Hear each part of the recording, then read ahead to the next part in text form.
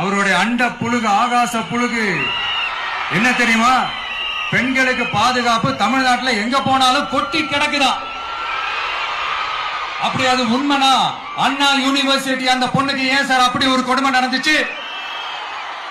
கோவை கல்லூரி பெண்ணுக்கு ஏன் சார் அப்படி ஒரு கொடுமை நடந்துச்சு?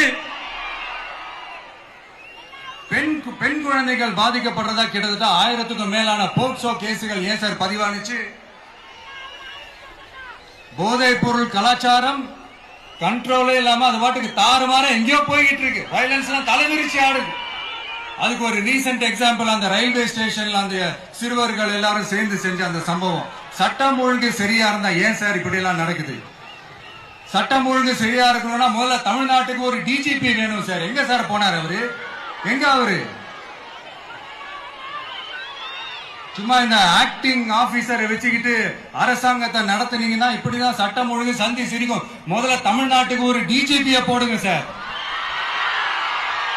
அதுக்கப்புறமாச்சும் சட்டம் ஒழுங்கு சரியாகுதான்னு பார்ப்போம்.